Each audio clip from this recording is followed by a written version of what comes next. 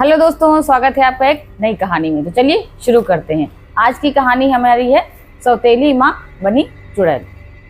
तो कहानी हमारी शुरू होती है एक राजमहल से। विजयगढ़ का एक राजमहल है। वहाँ पे एक राजा रहते हैं महेंद्र। महेंद्र जो है बहुत ही वहाँ पे आसपास उनकी जनता बहुत सुखी है। सारे राज्य में बड़ी खुशहाली है। लेकिन अब चूंकि राजमहल है, लोग रहते भी हैं, अच्छे भी हैं, बुरे भी हैं, कुछ गरीब होते हैं, कुछ अमीर होते हैं। वहीं पे एक जग्गा और वीरा नाम के दो चचेरे भाई रहते हैं। दोनों ही एकदम साथ में रहते हैं। उनकी पत्नियां भी साथ में रहती हैं। उसके एक एक बेटा है, एक एक बेटी है। तो जग्गा और वीरा थोड़ा सा गरीब हैं, वो मजदूरी वगैरह करते हैं लेकिन खुश रहते हैं। ऐसे एक दिन दोनों खुशी खुशी चले जा रहे हैं बातचीत करते हुए कि भाई कुछ ऐसा धन मिल जाता या काम मिल जाता जो हम लोगों की सारी मुसीबत दूर हो जाती है। हम लोग को खाना भी ढंग से नहीं मिलता। तो वो सोचते हैं चलो राजमहल में राजा महेंद्र के यहाँ से काम मांगा जाए। तो कहता है कि हाँ हाँ यही ठीक रहेगा, चलो महाराज से कहते हैं, कुछ तो कृपा करेंगे ही, हम लोग आखिर उनके राज्य में रहते हैं। तो जग्गा कहता है भाई आज नहीं, आज तो इधर आ गए जंगल में, चलो थोड़ी लकड़ी वकड़ी काट लेंगे, चलते हैं, कल चलेंगे। तो कहता हाँ वीरा भैया ठीक है करते दोनों चले जा रहे हैं। और थोड़ी दूर जब आगे चलते जंगल के बीचों बीच जब पहुंचते हैं तो कहता भाई जंगल में देख क्या है। तो जग्गा कहता अरे वीरा भाई सच में। तो देख देख जग्गा देख देख देख, ये तो बिल्कुल वही जैसे महेंद्र राजा का अपने महल है वैसे ही बिल्कुल दिखाई पड़ रहा है। तो हाँ है तो जग्गा भाई, लेकिन ये जो है बहुत गिरा फिरा सा लग रहा बड़ा खंडहर टाइप का है। तो जो है कहता चलो देखा जाए, कुछ अंदर हो सकता हो। ये सुना है मैंने राजमहल में और जो पुराने खंडहर तो उसमें बड़े खजाने होते हैं। कहता अम्मा कहे तो सही रहे हो लेकिन बड़ा डर लग रहा है मुझे। अरे वीरा चल ना, दोनों एक दूसरे का हाथ पकड़ते हैं और चल देते हैं अंदर। चले जाते हैं। जो जग्गा होता तो वहीं पास में एक लकड़ी सी पड़ी होती है, उसको उठा लेता। कहता वहाँ कुछ मिल गया तो उसको मारने वारने के काम आएगा। तू भी ना बहुत वो है। और उसने क्या किया, लकड़ी उठा ली। उसने मानी नहीं, उसकी उठा ली। जग्गा वीरा दोनों बढ़िया कंधे पे हाथ रखे हैं, एक दूसरे का हाथ पकड़े हैं, ऐसे करके चले जा रहे हैं बार बार। तो हिलते हुए यूं करते चले जा रहे हैं, गुनगुनाते। अंदर जैसे ही पहुंचते दिखते क्या महल है शानदार, लेकिन इधर टूटा उधर फूटा और ये फर्श भी जगह जगह से उखड़ा हुआ। लेकिन जैसे पहले जैसे लग रहा कि वो महल जब सजा रहा होगा तो बिल्कुल वैसे के वैसे कोई सब छोड़ करके उसको चले गए हैं। वहीं पे वो एक मूर्ति देखता है, बड़ी ही खूबसूरत औरत की मूर्ति पड़ी हुई है बनी हुई। और वहीं वो आसपास ऐसे देखता, कभी उधर देखता, कभी ये उठाता उधर देखता। कहता जग्गा भाई महल तो बड़ा खूबसूरत है और ये जो औरत है ये तो और भी ज्यादा खूबसूरत है। हमको लगता है ये महल किसी राजा का नहीं किसी रानी का है। हो सकता है इसी रानी का हो। जैसे वो उसको छूता है मूर्ति को, वैसे एक फड़फड़ाती हुई बड़ी ही मतलब बहुत बड़ी सी चील एक वहीं पे आकर के बैठ जाती है। कहती ए जग्गा उसको छूना नहीं। अब जग्गा डर के मारे पीछे हट जाता। कहता कि अरे कौन हो तुम तो मेरी लोगों की तरीके से बोल रही हो। तो चील कहती हाँ मैं इंसानों की तरीके से बात कर लेती हूँ। तो बहुत तेज से डर जाते हैं दोनों। कहते तुम लोगों को मुझसे डरने की कोई जरूरत नहीं है। तो दोनों भाई और ज्यादा डरने लगते कि ये तो ऐसे हमको, अरे ये मैं जानती हूँ तुम लोग धन की तलाश में यहाँ पे आए हो, तुम लोग बेहद गरीब हो, तुम लोग को खाने के लाले पड़े हैं, एक समय का खाना नहीं तुम लोग खा पाते, कभी दोपहर को बन पाता है तो रात को नहीं, और रात को बनता है तो दोपहर को नहीं, कभी सुबह होता है तो कभी शाम को नहीं। ऐसे वो चील बोलने लगती। तो जग्गा और वीरा कहती अम्मा जग्गा भाई ये तो सब जानती है हम लोगों के बारे में। तो कहती हाँ मैं सब जानती हूँ, तुम लोग बहुत निर्धन हो और तुम दोनों की पत्नियां बहुत अच्छी हैं लेकिन है बहुत लालची, और तुम्हारी पत्नी तो चाहती है उसकी बेटी की शादी होने, तुम कहीं से धन इकट्ठा कर लो। अरे बाप, वो तो सब सोचने ये तो सारा कुछ मेरे बारे में। कहते हाँ मैं बहुत कुछ जानती हूँ तुम्हारे बारे में। फिर वो थोड़ी देर के बाद चुप रहती है, फिर कहती है सुनो जग्गा और वीरा, तुम दोनों अगर मेरा एक काम कर दो मैं तुम्हें धनवान बना सकती हूँ, तुम्हें कहीं से बहुत सारा धन दिला सकती हूँ। तो दोनों सोचने लगते हैं, आपस में एक दूसरे की तरफ देखते हैं। तो क्या जग्गा भाई क्या बात करते हो, क्या सुनी की बात कि भाग चला जाए यहाँ से। तो दोनों के मन में लालच आ जाता है, सोचते चलो बात सुन ही लेते हैं जो भी ये बता रही हैं। तो भाई कह रहे थे बताओ भाई क्या बात बता रही हो। तो वो क्या करती है, कहती है देखो तुम अगर मेरा काम करोगे तो मैं तुम्हें धनवान बनाऊंगी, ऐसे नहीं। तो पूछते हैं दोनों कि क्या काम करना है। तो कहते हैं तुम्हारे राज्य के जो राजा हैं उनका छोटा बेटा है, उसको ला करके मुझे यहाँ पे दे दो और मैं तुम्हें धनवान बना दूंगी। तो वो सोचने लगते हैं, अरे कहते हैं अरे उनका महाराज का बेटा तो सिर्फ 5 साल का है, छोटा है भी, उसका क्या करोगी तुम, या तुम आम खाने से मतलब रखो गुठलियां गिनने से नहीं। बहुत तेज से वो नाराज होती है। तो कहते हैं हाँ बात तो सही है, मन ही मन सोचते हैं दोनों, आपस में तय करते हैं। कहते अच्छा ठीक है हमें तुम धनवान बनाओ, हम ला देंगे। तो वो कहती है अपनी बात से मुकरना नहीं, मैं तुम्हें धनवान बनने का रास्ता बता रही हूँ। तो कहती है कि पहले जा करके राजा के पुत्र को लेकर के आओ, उसके बाद मैं बताऊंगी। तो ठीक। अब वो क्या करता है, मरता क्या ना करता, दोनों वादा तो कर ही चुके थे, वादा कर लिया और घर गए। दोनों जब घर जाते हैं तो वो दोनों आपस में बैठ करके अपनी अपनी पत्नियों से पूछते, कि एक ही घर में रहते थे तो एक ही झोपड़ी के नीचे बैठे बात कर रहे हैं। क्यों रे कमला? वो कहते हैं हाँ बताओ क्या बात है।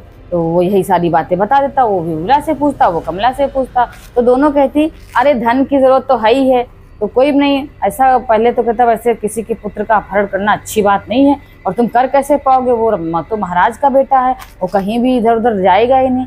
तो जो विमला होती है कहती हम तो वहाँ काम करने जाते हैं कभी कभी, हमको पता है वो सवेरे के टाइम पे जो बाग में है दासियों के साथ में बैठ के खेलता है।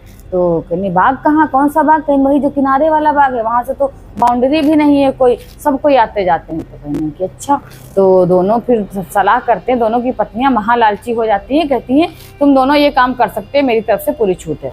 तो भाई दोनों के पति राजी हो जाते हैं। दोनों के पति जो हैं किसी तरह से नजरें बचाते हुए वहाँ जाते हैं और देखते हैं क्या है, जो राजा का पुत्र होता है बाग में खेल रहा है सुबह सुबह, और दासियां दो हैं आपस में बातें कर रही हैं। तो दोनों की नजर बचा करके दासियों की एक जाता है, जग्गा जो जाता है उसके मुंह पे कपड़ा डाल देता है और जल्दी जल्दी उठा के लाता है और वीरा से कहता है तू मेरे सामने सामने चल ताकि दिखाई ना पड़े किसी को। और दोनों बड़ी लंबे लंबे डग्गों से उसको ऐसे पकड़े हुए हैं बच्चे को, और भागते हुए आते हैं और सीधे उसी जंगल वाले खंडहर में पहुंचते। जंगल वाले जब खंडहर में पहुंचते हैं और ला करके, क्योंकि बच्चे को तेज तेज करके लाते जब बच्चे हो तो बच्चा बेहोश हो जाता है। वो बच्चा जो राजकुमार होता है जो वो बेहोश हो जाता है, उसको ला करके वो वहीं रख देते हैं उसी राजमहल में जो खंडहर होता है उसी में रख देते हैं। तो वैसे ही वो चील यूं यूं फड़फड़ाती हुई चली जाती है, करती हुई शोर मचाती हुई कहती अरे वाह तुमने मेरा शिकार मुझे ला दिया, तुमने मेरा शिकार मुझे ला दिया, अब मैं भी अपने वादे से नहीं मुकरूंगी। तो दोनों कहते हैं ठीक है बताओ हमें कैसे मिलेगा खजाना। तो मैं तुम्हें एक जादुई तालाब का रास्ता बताऊंगी और वहां पे जा करके तुम जितना सोना पाना उतना गठरी में लाद लेना और अपने घर ले जाना सीधे। तो कहते हैं भाई घर तो ले ही जाएंगे, उसमें क्या, इसीलिए तो हमने ये काम किया है। और वो चील जो होती है वहीं पे फड़फड़ा के नीचे सामने बैठती है और बड़ी तेज से यूं यूं ऐसे करके उड़ती उड़ती उड़ती उसके मुंह से एक बड़ा सा हीरा निकलता है।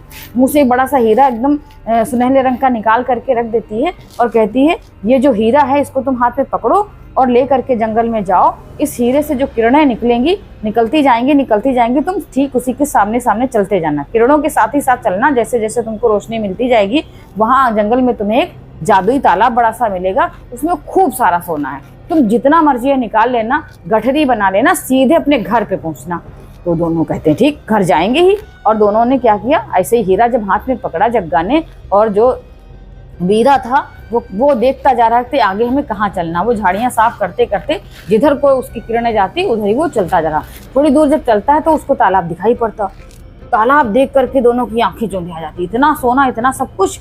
और वो जल्दी जल्दी बटोर करके उसमें से भर के गठरी दोनों लेकर के ऐसे ला देते हैं और चलते हैं घर की तरफ। घर जब पहुंच जाते हैं तो जब घर पहुंच जाते हैं तब तक हो जाता है सुबह। इधर सुबह से लेकर रात हुई पड़ी थी और धीरे धीरे सुबह भी होना शुरू हो जाती। जब सुबह होना शुरू हो जाती है तो वैसे ही वो घर जब पहुंचते हैं तो दोनों की पत्नियां देखती क्या है इतना सोना, तो बिल्कुल बौरिया आ जाती हैं। कहती हैं अब तो मैं अपनी बेटी की इतनी शादी धूमधाम से करूंगी। जग्गा की जो वाइफ होती है और जो वीरा की वाइफ होती है कहती मैं तो अपने बेटे को खूब ज्यादा पढ़ाऊंगी। इस तरह से खूब सपने सब दोनों देखने लगती हैं। और क्या होता है उसी सोने पे ढेर पे यूं उठाती रखती हैं। तब तक क्या होता है एकदम से एक बवंडर सा आता है धुएं का, और देखते क्या है जो उस टूटे राजमहल में जो मूर्ति देखी थी एकदम सेम वैसी ही एकदम एक स्त्री आकर के वहां खड़ी हो जाती, एकदम वैसी खूबसूरत लाल साड़ी पहनी हुई। अब वो देखते हैं दोनों जग्गा और वीरा, कहते हैं अरे ये तो उस राजमहल में थी, कौन हो तुम यहाँ कैसे आ गई, तुम कौन हो? और दोनों थर थर थर थर कांपने लगते हैं। तो क्या कहती है मैं उस राजमहल की रानी हूँ। वो जो औरत होती मैं इसी राजमहल की रानी हूँ और मैं तुम दोनों को जो है तुम दोनों में मेरे काम है। मैं तो बहुत सालों से तुम्हें तलाश कर रही थी कि मुझे दो लालची महिलाएं, दो लालची औरतें और दो जो हमारे काम आ सकते ऐसे पुरुष चाहिए थे, और राजा का बच्चा जो तुम लोगों ने मुझे ला दिया। और इतना सारा सोना, दो लालची औरतें और इतना सारा सोना, इसकी मुझे तलाश थी और मुझे महाराज के पुत्र की तलाश थी जो कि तुम ले आए हो। अब मुझे तुमसे कोई काम नहीं, मैं तुम दोनों को मार दूंगी। तो भैया वो थर थर थर कांपने लगते हैं। इधर वो कांपने लगते हैं तब तक देखते क्या है वो जो औरत होती है और उस दोनों की बीवियां और वो सोना एकदम से सब गायब, और दोनों खड़े देख रहे हैं एक दूसरे को कि भाई अब क्या होगा, भाई अब क्या होगा। वैसे ही क्या देखते हैं, पीछे महाराज खड़े हुए हैं, बहुत तेज कर्कश आवाज में बोलते हैं, जग्गा और वीरा, तुमको तुम्हारी जान को हम अभी क्या करते हैं, देखो तुमने मेरे पुत्र का अपहरण किया है, मेरे छोटे से पुत्र का अपहरण किया। उनके साथ महाराज के सैनिक भी होते हैं और महाराज के कुलगुरु भी होते हैं।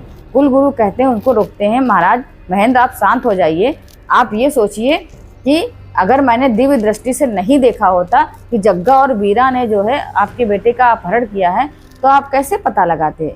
इन दोनों ने जो कर्म किए हैं, जो आपके पुत्र का अपहरण किया है, उसको जो है किसी ने देखा तो था नहीं करते हुए, तो आप इसको सजा कैसे दे सकते हो। आप इसको जो बिल्कुल भी सजा नहीं दे सकते हो। पहले बात आप मेरी ध्यान से सुनिए, आपके पुत्र का अपहरण करके आप दोनों लोगों ने जो किया है, जग्गा और वीरा, तो तुम ध्यान से सुनो, तुमने बहुत गलत काम किया है। आपको पता है, दोनों लोग जो सुन लो बात को, जो आई थी यहाँ पे औरत, वो और कोई नहीं, इन महाराज की सौतेली माँ है, जो कि बहुत साल पहले वहाँ पे जो राज करती थी, और इतना सब उसने किया था कि सभी लोगों को मार करके उसने कुछ तंत्र विद्या हासिल करी थी। उसके चलते वो पूरे राज्य पे कब्जा करना चाहती थी, आसपास के क्षेत्र में भी कब्जा करना चाहती थी। उसने सबको मार करके और सबका जो है खून पी गई और वो चुड़ैल बन गई। तो तब राजा ने हवन कराया, इनके जो पिता थे उन्होंने हवन कराया, और ये वहाँ का महल छोड़ करके यहाँ आकर के महल बना करके रहने लगे। और उसको हमने ही जो है पूजा पाठ के दौरान तंत्र विद्या से इनकी सौतेली जो माँ थी उसको चील बना दिया, क्योंकि वो राज्य अपना चील बना दिया, तो उसके जो है वो वहाँ पे चील बन के रह रही। और जो उसकी औरत वाली जो उसकी कद काटी थी, उसको मैंने एक मूर्ति में बदल दिया था। तुम दोनों लोगों ने जो है इनके बेटे को ला करके वहाँ पे, क्योंकि उस औरत को चाहिए था इनके बेटे का खून, और जैसे ही उस और चाहिए थी 2 औरतें, उनको लालची और खूब सारा सोना। जैसे ये सब हासिल कर लेगी, वो अपने पुराने रूप में वापस आ जाएगी चील से, और तुम लोगों ने जो है उसका साथ दे दिया और वो अपने पुराने रूप में वापस आ गई।